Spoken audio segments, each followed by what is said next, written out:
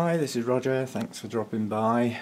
Before I start on what this video is about, somebody asked the other day in a video, I looked at that leaf and somebody said, what on earth is that behind it? So that is what on earth is behind it. It's a Miltonidium and it's Melissa Briony, and quite honestly it is one of my favourite blooms of those colours. Large blooms, last well, yeah.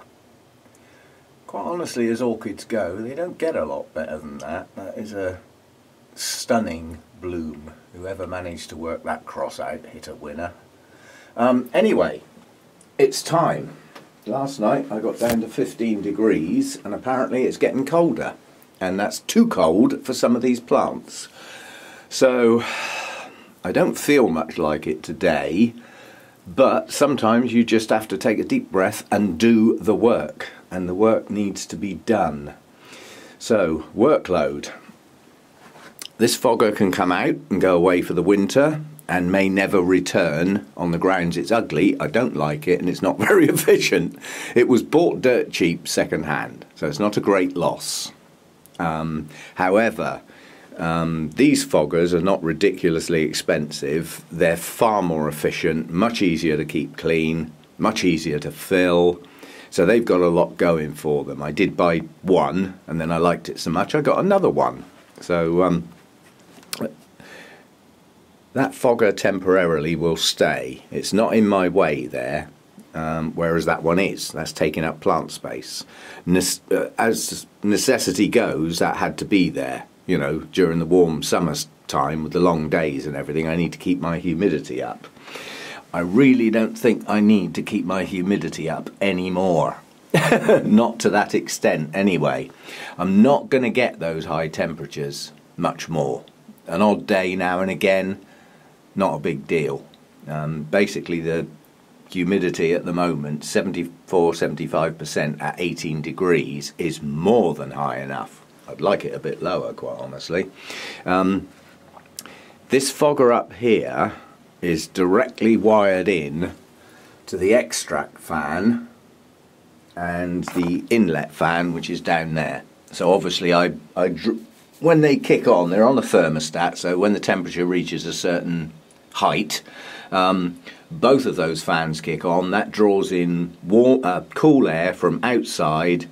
And quite honestly, the temperature outside, I do not want that air in here.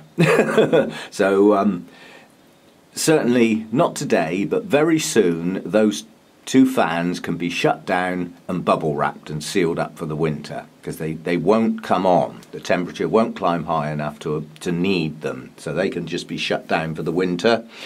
Bubble wrap over them to keep the drafts out, and that'll be their job done for this year. Ooh. My little computer fans need rethinking. This one here, that one up there is fine, because that blows across the top of the house and just keeps the air moving nicely in that region up there. So that one can stay. But that one's causing a cool draft over plants that don't need to stay cool. You know, now the temperature's lower, what was a gentle air movement is now becoming a draft. There is a difference. You know, all fans cool air down, that's what they do. So that one needs either shutting down or moving. I haven't made my mind up yet. But this fogger can go today as well. That is connected directly to the inlet and the outlet fan. So that fogger only comes on when they do. And the chances of them coming on again this year are very slim. So I can basically unplug that one and get it out the way. That's shelf space gained. And then what I do over here is that at this time of year, I don't need both of these large circulating fans. I only really need one. So this one can now go. Yeah? And that come back again in the spring. That means this table can get right up in that corner. So that I'll get that done. This stays where it is for now.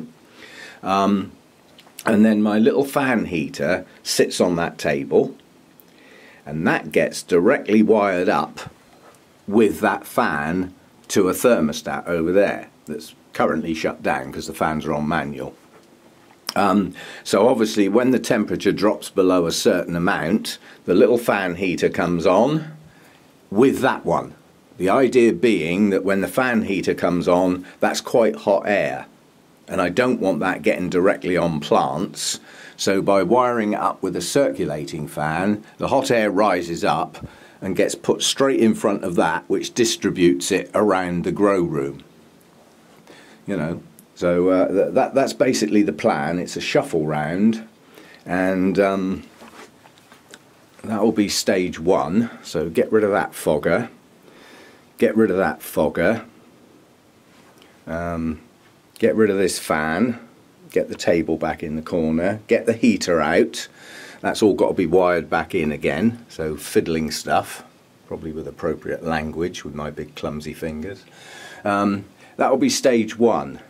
Now stage 2 is a bit more complicated, and I may do it today. If I start work out here, sometimes my brain just clicks into the mood, and other times it objects. So I'm doing the work reluctantly, and other times I get part way through a job and I think, actually, come on, let's get on with this. It just clicks in, and if it does that today, then this shelf unit's coming out. Now that's going to go in here. I know it sounds awful, but that's where it's going to go, on the end of that dining room. That's still quite good light, yeah? Doesn't the sound change when I walk back in the lounge? Well, it's all the curtains and carpets and stuff, whereas out here it's a bit echoey. The light here is not as good as it will be. That gets infinitely better when that shade netting comes off on the roof. That's coming off today. That's a really easy job. I just roll it back and that's it, it's gone. Then I unroll it again next year when I need it. So if I get in the mood and I get going, these shelves are coming out. They're going in on the end of the dining room table there, where they're right up against that glass. That's pretty good light. You know, it's as good as anybody's window. Slightly dappled because of the plants in here, but not bad at all.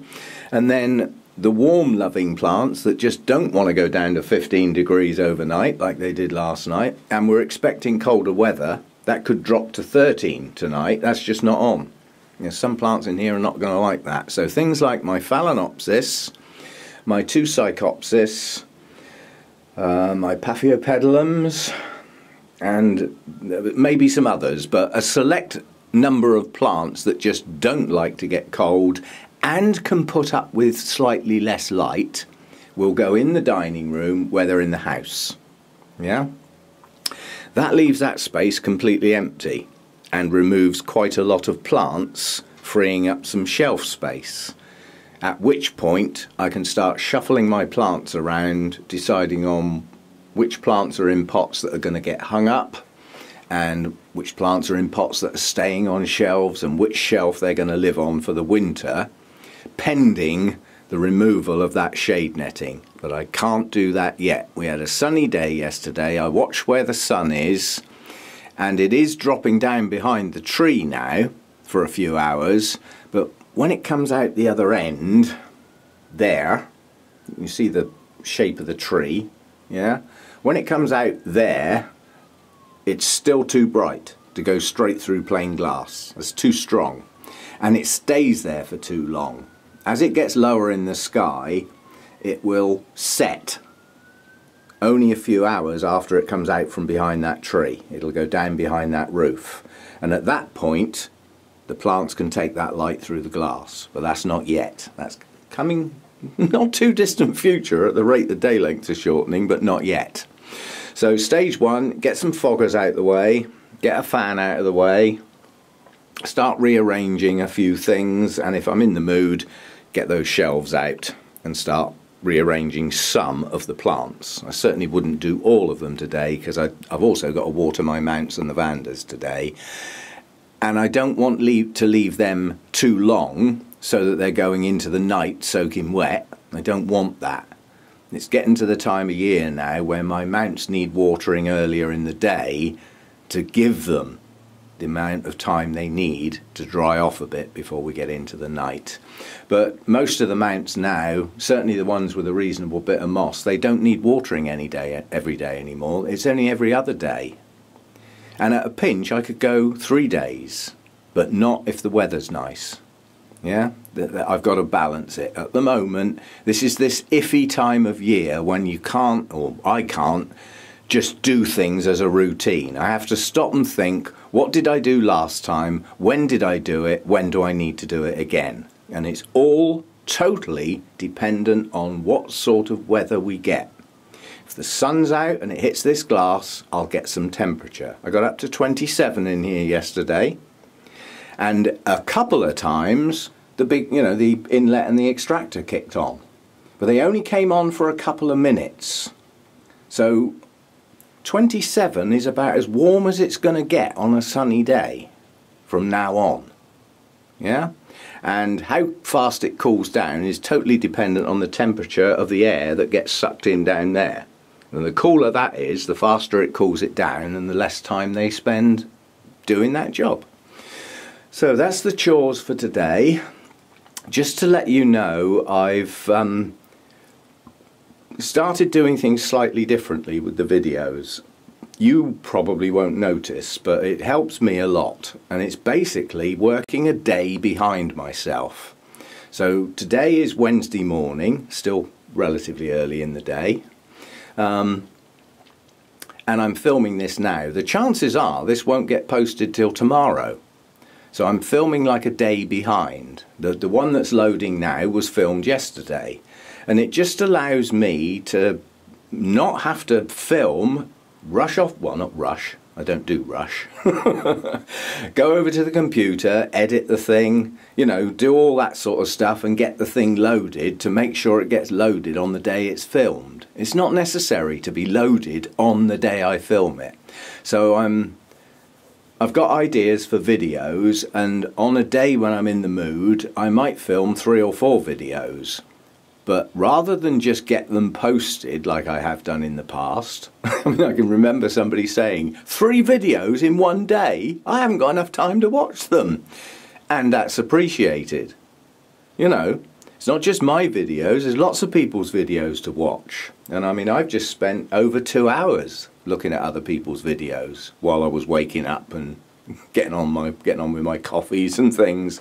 It's a nice way to start the day for me. I sort my own comments out, and then I have a look at other people's videos and just sit and relax for a bit, just to sort of wake up and get going for the day. And it's quite a nice way to start the day, especially as, well, virtually all the time when I get up now it's dark. Well, what else can you do in the dark, quite honestly? So it makes use of time that wouldn't be much good for anything else. So I'm quite enjoying that way of working now. It's a bit different in the summer when it's, the sun's up when I get up, sometimes. So yeah, a change in the routine with the videos. I will stockpile them and filter them out a bit at a time. And that might mean that 2 or 3 days on the trot, I don't actually need to film anything because I've got a backlog, which I can just trickle out 1 a day, maybe 2. A lot of it depends on their length. You wait till you see the one that's loading now, which if I post this tomorrow will be yesterday. But it's just a different way of working that allows me to get a little bit of a backlog of videos, so that if I don't feel like videoing anything on a given day, or can't think of anything, or both, then I've at least got something so that I can do a trickle of videos on a nice regular basis. So that's how I'm going to work. So instead of talking about it, I'm going to get on with it. As I say, it's a change around, wiring and moving stuff around and putting stuff away for the winter and getting stuff out, And when I get my heater out, I hope the flipping thing still works, but it's early enough in the year. If that heater's not working properly or there's anything wrong with it, I've got plenty of time to replace it before it starts getting seriously cold. It always pays to check your electrical equipment in advance of when you really need it. Yeah? And even though this is attached to the house and I get borrowed heat, it's insufficient to last all night. Because the way I work obviously when it gets really cold, I'll have the heating on in the evenings when I'm sitting down comfortable. And when I go to bed, I open these big doors, yeah, and all that residual heat drifts into here, and it keeps the chill off of this place for quite a large part of the night. But obviously, as you get into the small hours, the outside temperature overrides and it starts getting too cold in here. That's the point the little heater kicks in. So it's not like my heater's on all night. Yeah, it just ticks over as the temperature drops in the small hours. And some nights it won't come on. It just depends how cold the outside temperature is. Even though the glass here is double glazed units, they're old-fashioned double glazed units, and the gap between the glass is far too small, so they're not that efficient as double glazed units. And when you get to things like these wooden panels, there's very little insulation there. I mean, I leave my bubble wrap on the roof because to take it down is too much of a hassle, so it just stays there. It stops my plants burning in the heat of the summer as well, so it's, you know, it sort of serves two purposes really. Keeps the heat in the winter, but it helps keep some of it out in the summer. So a work day today, screwdrivers, cleaning things up, thinking about where stuff's going to go, and starting the winter prep. And some of that will give me more space just by doing that, so yeah, all good fun. Although it sounds like I'm planning it and I'm winging it as I go along, it is a routine, subtly changed each year.